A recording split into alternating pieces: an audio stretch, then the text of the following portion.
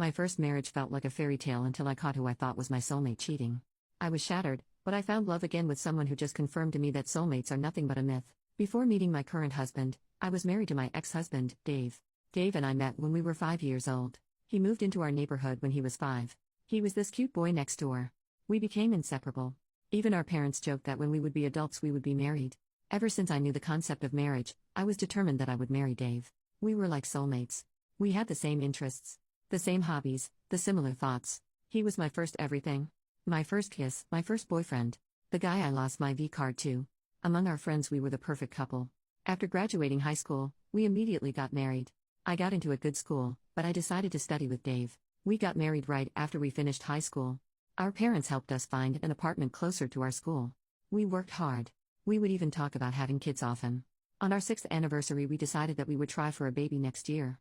I still remember the day when we were teenagers and cuddling. We already decided what our babies' names would be. During our 7th year of marriage, my mom got sick, so I had to stay with her for a while. I was planning to do something special for our 7th year anniversary, so I left early to surprise him. Well, I went to my bedroom and there I saw my husband screwing another girl in our marital bed. I can never get that image out of my head. My husband saw me and his face turned pale. I don't know what happened, but I threw up right in the spot. My husband was giving me the usual, "It's not what it looks like, I am sorry, it was a mistake." I locked myself in the bathroom. I somehow mustered my strength and called my friend to pick me up and just don't listen to Dave. When my friend arrived she charged at Dave. She grabbed some of my things and we left. I was in a catatonic stage at that point. Eventually my parents knew. They supported on whatever decision I would make. Dave's parents however wanted us to be together. There was a huge fight but eventually we settled for divorce.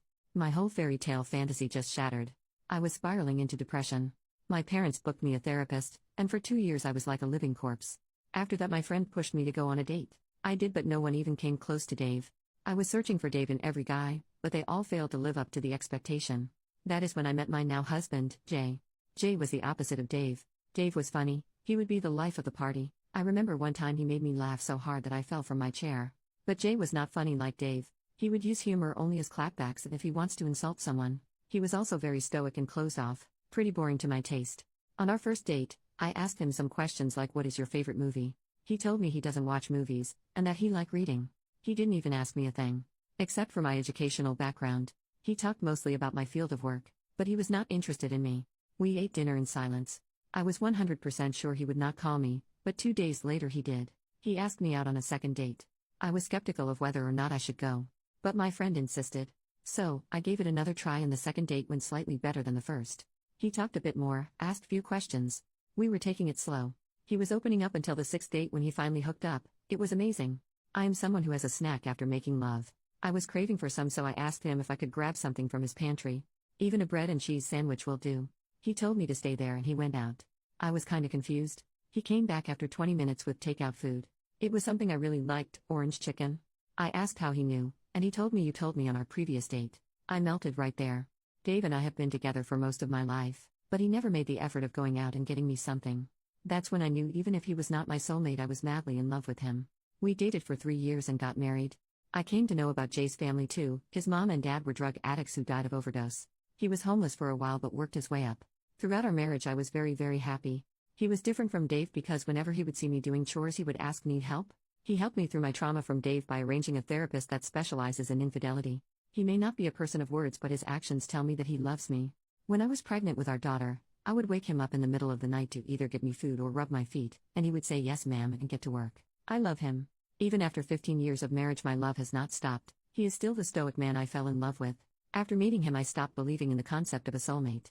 He was not mine but we somehow make it work. I love you, Jay. Thanks for being there in my life. And anyone who is wondering what happened to Dave, he is getting his 3rd divorce. His mom blames me for his downfall but she refuses to see that her son cheated on his every marriage.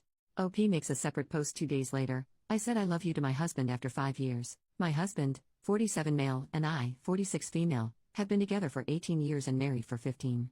My husband is not the type who always shows his feelings. He is very stoic, smiles on very few occasions and maintains a routine. Some even say that he is a robot. But I don't think so. I am someone who is very outgoing and completely the opposite of him. Before I was married to him, I was married to someone else who cheated on me. I used to say I love you a lot in my first marriage.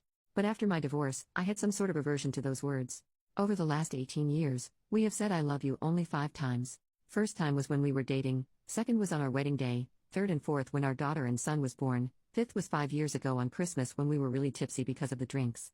I wrote a post about how I met him and how we got together, but it made me realize that we haven't said I love you to each other for a long time. But it didn't bother me.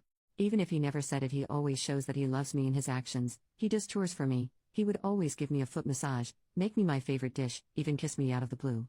I do not have any complaints. He is the best husband that anyone could ever ask for. But this was something that has been in the back of my mind for a while. We cuddle, we hang out, we make love, but still no I love yous. I would love to hear it and say it more often, but somehow it just makes me nervous. I decided to buckle up and just say it. It's just 3 words. So yesterday when he was reading a book on the couch, I stood in front of him and said, I love you. He looked at me and was confused. I repeated it. For the first time, I could see him get flustered. He told me okay. I was a little disappointed by his response. I thought he just didn't love me anymore. Later that night when I was lying down, he came to our bedroom and told me that he is sorry for his response. That it caught him off guard. He told me that he loves me a lot. And not even a day goes by he doesn't feel lucky to have me in his life. I was tearing up.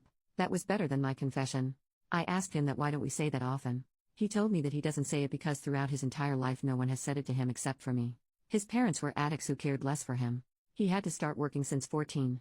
He grew up in hardship, so saying I love yous are weird for him. But also he feels like we didn't have to tell each other when we express it with our actions way more. I told him I want to say it more now and want him to say it back if that's okay with him. I saw him smile for a while and he said it is fine as long as I want it. I don't think we need to say it when we know we love each other a lot. We will probably stop saying it after a few days and go back to our mundane events lol. OP makes a new post 10 days later, story of my husband Jay. A lot of you people have been asking me and personally messaging me about Jay's upbringing and how he managed to survive. Well, I am not sure if I am the right person to talk about his personal life. I mean, I heard some parts which really made me cry. Therefore, I will try to summarize it. So, my husband Jay is an only child. His mom and dad were from a poor family. They were addicts. His household was a mess. He remembers his father pushing him down the stairs when he was like 8. Jay mostly grew up with his grandfather, his mom's dad. As far as I know, his mom was not allowed to come to his grandfather's house. Jay mostly spent his weekdays at his house. His mom and dad didn't care. They were always high and had odd visitors. His grandfather taught him a lot of things, like handling tools, woodwork, electric repair stuff. Ever since he was little, with some advice from his grandfather, he learned that his parents are very useless. He has to survive on his own. All they know is how to do to substances and invite people for having group lovemaking. He started doing odd jobs like dog sitting, car and window washing, gardening. He also tutored from time to time. Shortly after, his parents died of odd. He became a permanent resident of his grandfather's house. He worked so that he could afford to go to college. His grandfather had little money for him. But it wasn't enough. He thought about joining the army at 18, but he failed the physical test. When he was 17, his grandfather died of a heart attack. His grandfather lived in a rented house, so Jay couldn't live there anymore. He was forced to live in a homeless shelter throughout his high school years. He even got bullied and got in trouble for standing up for his bullies. But since he was a good student, he didn't face serious repercussion. He left the homeless shelter when a pastor from their local church took him in. He knew Jay because he worked in the church for a while. The pastor was a nice guy. He funded his living and also helped him get a scholarship to a good university. Jay studied finance and business. His entire childhood, he lived in poverty. So, he was obsessed with learning how to make money. He made some connections which landed him a good part-time job during his final year. I met Jay through my friend. She worked in the same company as him. He worked as an investment banker at that time. And the rest you all know. This is pretty much it. I understand why he is so stoic and doesn't show his emotions. I once asked out of curiosity that he saw the harsh reality of life, but still how does he manage to stay good? He once told me about this couple whose children he used to tutor. They were a really happy family in his eyes. The husband loved his wife. He mentioned that the husband would always have a hand on his wife's body as a form of affection. Their children were also well behaved and had a good childhood. From that moment he knew he wanted a family like that, because he never had a complete family. But he was sure that somebody would not be able to love him because he doesn't know how to show love. Throughout his entire childhood he has only seen his parents fight and cheat on each other in front of each other. That really destroyed his perception of love. If it wasn't for that couple, he probably wouldn't believe that there are people in this world who can love each other for life. It is a little wrong of me to say he displays no emotions. He does, but on rare occasions. I remember the day our daughter was born. Jay held her and cried loudly. He kept repeating, "I will protect you. I'll never leave you." He did say "I love you" to both me and her. Same thing happened when our son was born. I mean, it gave me an idea to just pop out babies so that I can see his emotional face, haha. But anyways, I know he does love me and our little family. He always holds me tight whenever we are cuddling. He is really good with my parents. My parents also adore him. Sometimes, it just makes me cry knowing that he has been through a lot and I have lived such a sheltered life. Sometimes, I feel like I don't deserve him because he is very kind and a good person. Also, yeah, we do say I love you a lot more now. Final update 1 month later. I just wanted to give a big thanks to everyone for who has been kind and supportive. I cannot imagine that so many people will come through because of my post. A lot of you suggested therapy. To be honest, I did in the past, but my husband brushed it off by saying his past rarely bothers him. Thanks to people in Reddit, I suggested him some articles on PTSD and childhood trauma. He studied for a bit and found a therapist for him to help him with his trauma. He only had 2 sessions till now. Few days ago he came home from work and I went to greet him like usual. He pulled in for a big hug and started sobbing. I told him it's okay. We went to our bedroom where we sat down and talked. He told me that he was sorry for being so ice cold all these years. He opened up more and said he was afraid to confront his demons, so he just kept them back in his head. He had trouble expressing how he felt. He felt guilty that he didn't say he loves more often. I'm just paraphrasing what he told me. I love you with all my heart. I know I don't say it, but I feel it every day and every moment. I'm sorry for taking away all those years from you, for not expressing my love for you. Words cannot express what you actually mean to me. You gave me my kids, made my house a home. I never had that growing up. I always wanted that and you made it happen. I'm sorry that I was so cold and never said I love you more. Because I do. I love you a lot. I want to make it up to you. I don't want to waste another second of my life burying those emotions anymore. It feels good to see him vulnerable for the first time in his life. I cried with him that night. We talked a lot about our marriage and the times we spent.